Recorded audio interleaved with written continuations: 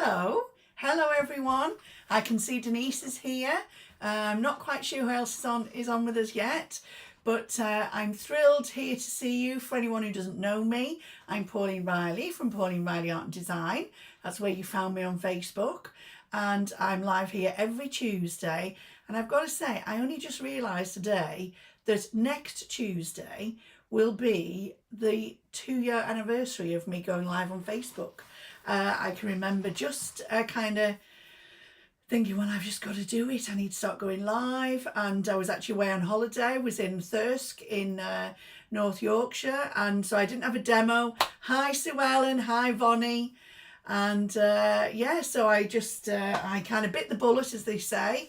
And I went live. So we'll have to do something special next week for that. So 2-year anniversary next week. How exciting. So yeah, I wanted to share a little bit with you today, things I've been up to. I know Denise Ives is here with us, and I just want to first of all show, I know I've been sharing her reel, but I took a picture, Denise, out of the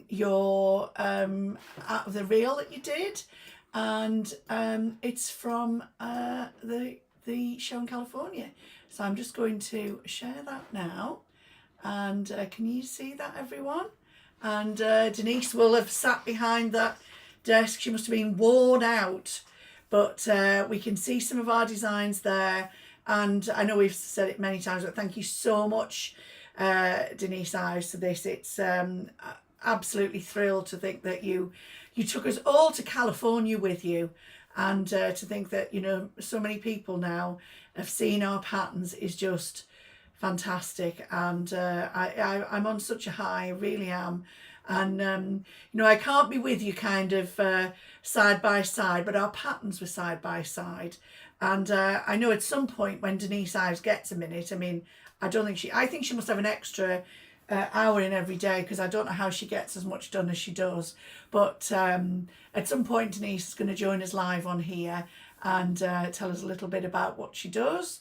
And so yeah, I'm a member of Denise's membership, and I'm absolutely thrilled about that. So I just wanted to give a special shout out and thank you for doing that, Denise. It's really given me quite a boost, and I know it has for everyone else as well. So there you go. So on that high, I also thought I would share with you today what I've been doing, kind of working on the last couple of the last week or so. And last Wednesday I went with Jed, my husband, and a couple of friends. We went to Speke Hall, which is a National Trust property in Liverpool. And Speke, the little town, it's like a suburb, is part of Liverpool, is where my husband grew up. And he always says that we're a member of the National Trust. They have many properties all over the UK where you pay a membership for the year, or you can just pay and go and see a property, and you can go and visit, and they have all sorts of historical interest, and the things I was really looking forward to seeing. I've been to Speke Hall many times, but they have William Morris paper, wallpaper, you know, actually on the wall from like originally. There's bits where they've had to kind of tidy it up, but that was back in 1940. But there's original pieces where, and it's just so far, I find it so inspirational. I love William Morris's work, and I think I can start and recognise it by even when it's a pattern I don't know now. So we went there and we had a wander around the grounds. We looked at their fabulous hydrangeas, and we took some pictures inside. And Jed, we were in one of the rooms, and there's always a volunteer in each room that tells you a little bit about the history, what it is you would like to know. And Jed said to the lady, he said, you know, this is my favourite National Trust, he said. And when I was a boy, I think he was about 11 or 12, he said, we used to climb over the fence and come and play football on the lawn. Well, this lady thought that was hilarious. I mean, I'm sure they wouldn't have done it at the time.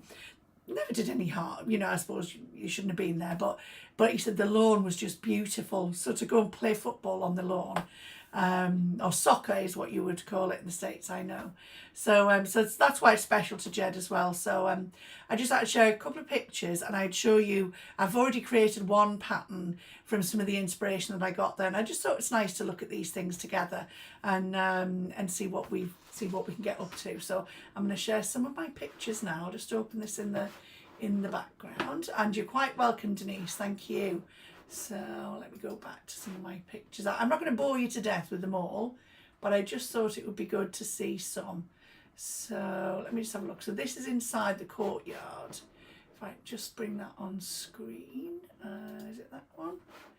Inside the courtyard. Oh, it would help if I was on the right. There we go. I think you can see that on screen now, yeah. So you can see that's all kind of mock Tudor. This building was built in the 1580s or something, and these are all blocks. Obviously, that's how how they were made. And this decoration, what I didn't realise, it was actually the Victorians that painted the black and white in. We have a lot of buildings like this in the UK that they say are mock Tudor, but this was original Tudor. As I say, I don't want to bore you with. I don't want to be that person. You know, when you go to someone's house after their holiday and they send you 101, show you 101 pictures, but some of them I just thought were really cool to see. And I don't think I've actually got a picture direct on of this tree, but this tree, they believe there's two yew trees in the centre of there, and they both were the building was built around the trees. So I just love that fact. And I know you have some amazing fabulous sequoia trees, I think. Are they in California? Am I right? Am I in the right area of the country that are really old as well? So it was one. So then some of the pictures that I took, I wanted inspiration. So this was a fabulous. This is a William Morris design. There you can see it was a little bit torn up there, but I just love that detail and everything. I find it really inspirational. And the other one that I used for was a picture I took of all of us, which hopefully I can now find. Oh, that was it there.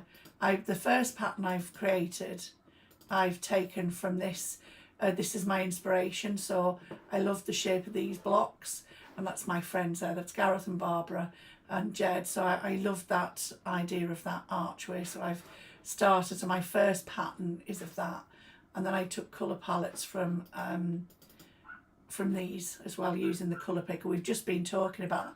Hello, Judy. Lovely to see you.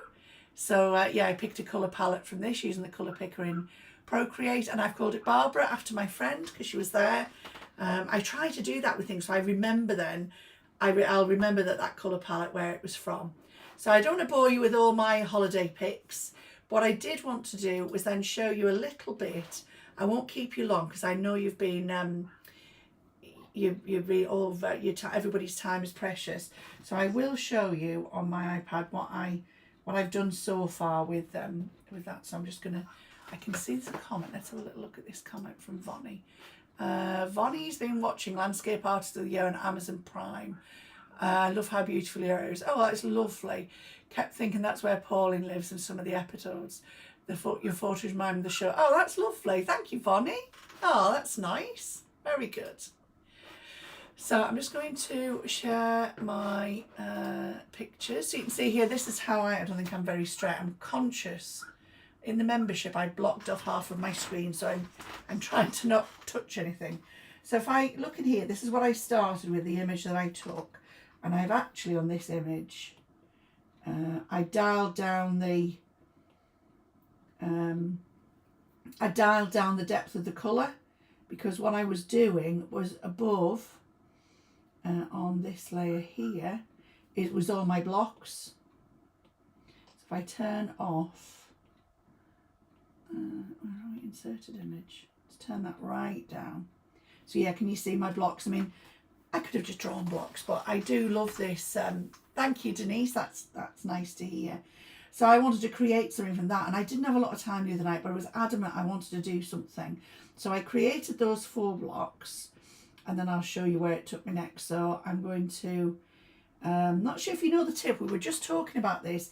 If you hold down on this, see the little triangle here, little square, if you hold on that, it will turn off all the other layers apart from that one layer.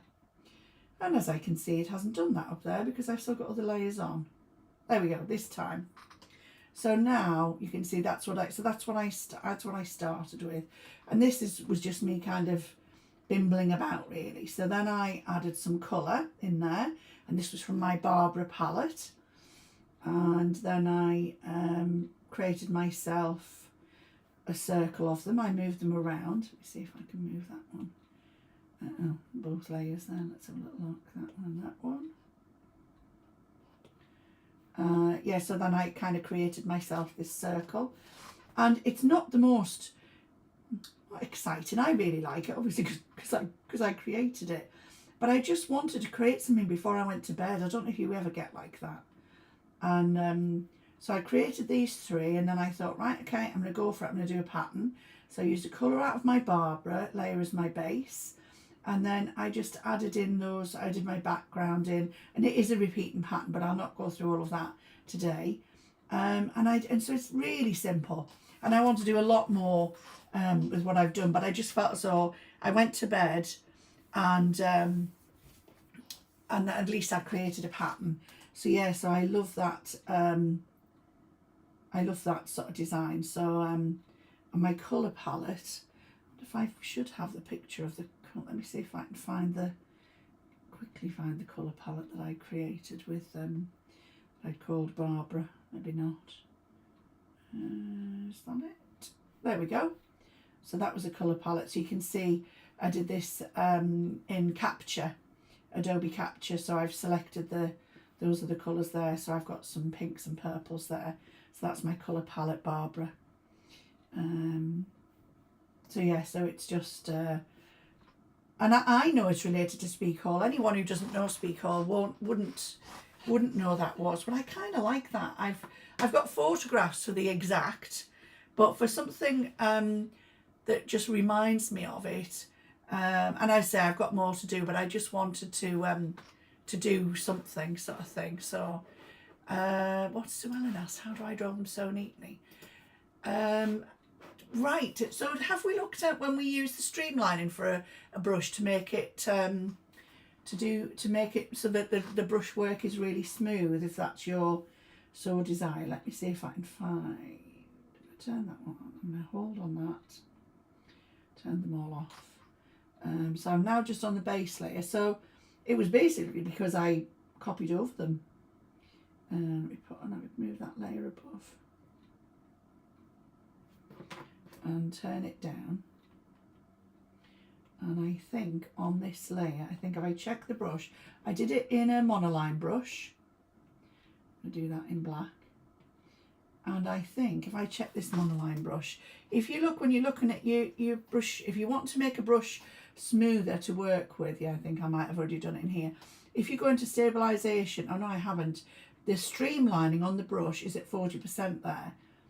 But if I'm trying to show you I'm moving it in the same way. So then if I take that right up, it just makes the brush so much smoother to use.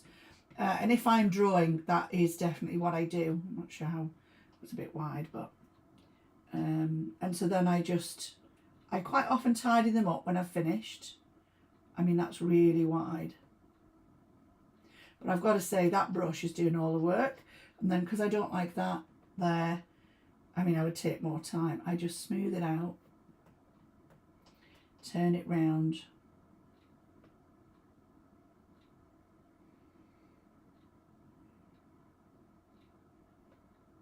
Not the best job there, but I'd have to fiddle on with that a little bit longer.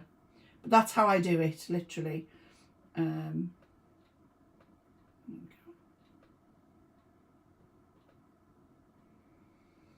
trying to not get lost in this because I'm aware that you're all watching. So yeah, I wouldn't do it that, I wouldn't do it that wide for my image, but I've done it on there now. That's a really interesting question, Sue Ellen, because we've just been talking in the membership about the colour picker and about using the colour picker in a certain way. Let me make, so there's the colour palette, Barbara, and let's just see, had I done that? So I'm going to click on that lilac, and I would imagine, I don't know the answer to this because I didn't do it that way. I literally picked the colours out of the photograph. So it'll be interesting to see. So that was one of the pinks. So can you see what Sue Ellen's talking about is what we've just been talking about in the membership, is about when colours sit well together. If this dot up here stays in the same place, even when you move the donut. So that was the first one. Let's see. Oh, not far off, not exact, but not far off. You can see that donut's moved around a little bit. So we are all in the same area up there. That's deeper, that's further down, a bit further round in the blue. So yeah, I would say the pinks are quite similar place. Not exact, but very similar. And maybe that's why they look so harmonious together. If I turn that background off and drive that up a little bit. They are quite harmonious colours. Let's pick the next one. So they do have that tonality about them, don't they? So great question. But yeah, oops, wrong colour. Is that the first one? The third one? Goodness, Pauline. There we go. So yeah, they are a little bit like ice cream colours, aren't they? So there we go. So I'm just going to take that off there. Okay. So yeah, so that's what I've been working on. I'm going to come back on screen and talk to you all. And yeah, I just wanted to share a little bit of kind of my process. I'm not saying it's the same for everybody, but that's kind of how I work. And I said I'd come back from Speak Hall last week and I have done more since, but on Wednesday night I had all these fabulous photographs and I wanted to do things. And the other thing I love about doing the pattern design is I'm not the best photographer. I don't always worry about what's in my scene or because I'm not taking my photographs for that. Predominantly I'm taking my photographs for the colours, and I also take my photographs for the shapes and the designs and things. So I don't kind of worry too much about that.